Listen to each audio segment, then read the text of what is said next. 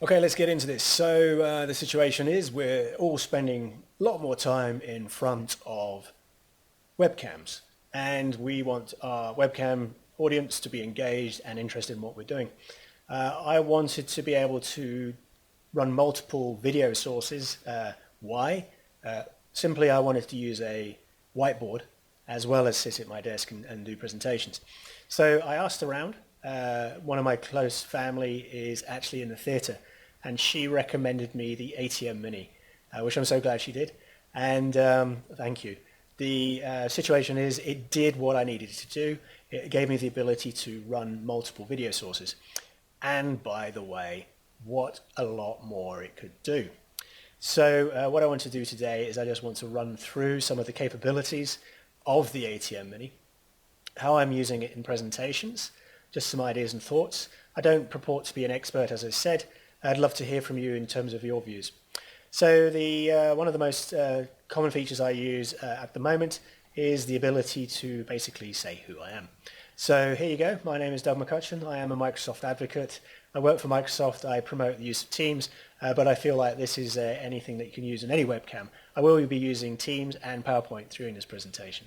So thank you for taking the view. All right, so let's talk through the video sources. So I have 4 video sources set up. I'm quickly going to go through these. You're looking at the first one. This is through a camera. The second one is a whiteboard, looking very white over there, and I'll show you how we can use that and make it more interesting. The third source is actually an iPhone, so let me just bring that up.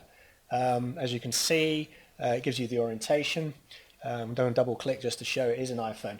But there's an interesting thing. If you turn the iPhone on its side here, there you go, instant video source, and also sound, by the way. So that was an interesting addition to this. So the fourth video source is actually a screen top. And this is anything you're showing on a display screen, and you can share this with your audience. So I'm going to show you a kind of presentation layout to illustrate some of the capabilities. So let's get going. So first of all, let's start this up. Okay, so let me fire up this PowerPoint. So there you go. A static presentation of someone presenting. I think we've all seen that a bit. But what you're also seeing here is the ability for PowerPoint now to actually do audio to text, which I think is absolutely fantastic for accessibility. Okay, but how can we make this even more interesting? Well, we can add ourselves to the presentation using a kind of screen-on-screen functionality created by the ATM. So let's do that now. So here you go. There's me inside the actual presentation. You can use it to prevent more dynamic content, more animated.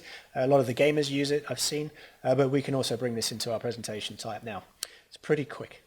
Okay, so next thing, let's look at how we can elaborate the PowerPoint. So I'll show you some behind the scenes first. I will advance the slide here. As you can see, it's a green screen use. So what I'm going to do is overlay that with the video from the iPhone that we saw earlier. So if I present that, if I sit on key and put on there, as you can see, we've now got an overlay, and let's just roll the credits, as they say. Listen to me, I'm making it sound like I'm in a film. It's not true. So just using standard PowerPoint functionality to advance the screens, to provide a ticker tape kind of functionality. The point of this really is to provide additional information for the audience as they wait for the timer or wait for the presentation to begin. So we roll through that.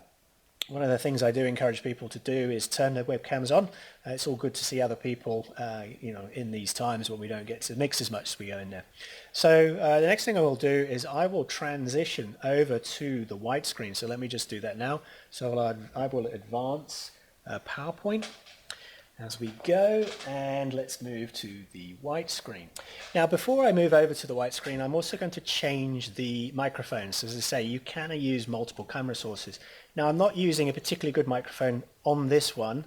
I'm going to use the microphone that comes standard with the camera, and that picks up a lot of noise. I'd probably use a lapel mic if I was going to, well, I will use a lapel mic normally, but I just wanted to show you the difference in this. So it actually switches over to another mic now, so moving over to the camera. Okay, so now we're pointing at the whiteboard, and we're also using another microphone, the microphone built into the camera. There's many ways of improving this. You can use better outside microphones, or you can use a lapel mic. This is all possible through the ATEM Mini. So let's just advance the screen a bit.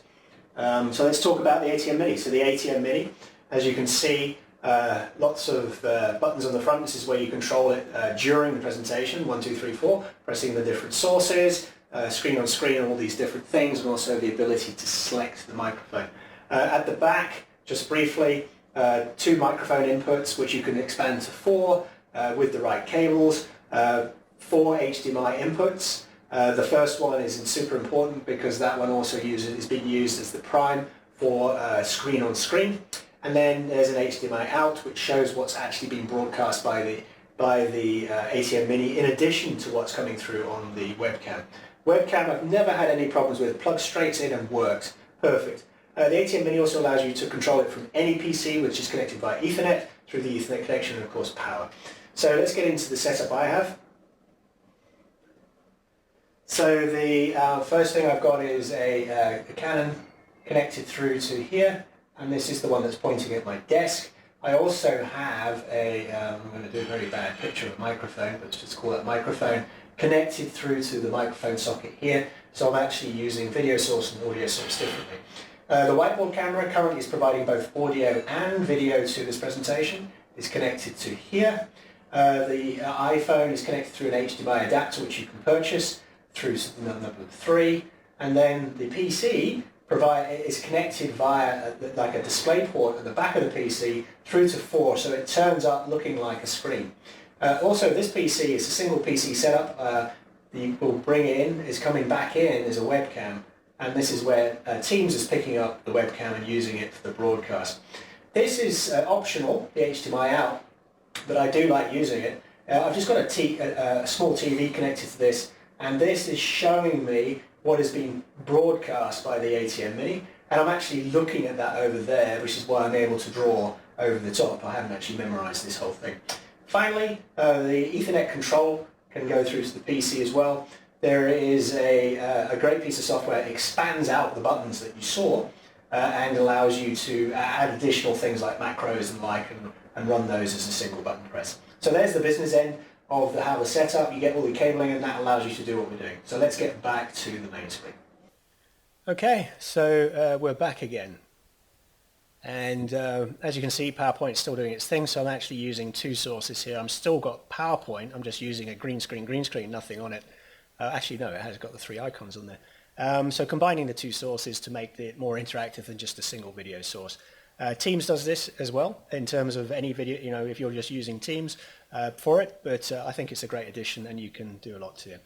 So I hope you found that useful. I'll provide you with a breakdown of each section, starting from networking through to setting up Teams, to setting up some of the audio settings I got, setting up video. These are all things I've learned from great contributors on the YouTube. Thank you so much for posting your content. And we'll be evolving this into more, how can we make video, when we engage through video, more interactive and make people not attendees but participants. So I look forward to hearing from you. Please provide feedback, commentary, anything you'd like to see, any improvements, enhancements that you'd also give. All right then, thank you for your time. Look forward to the next series. Thank you. Bye-bye.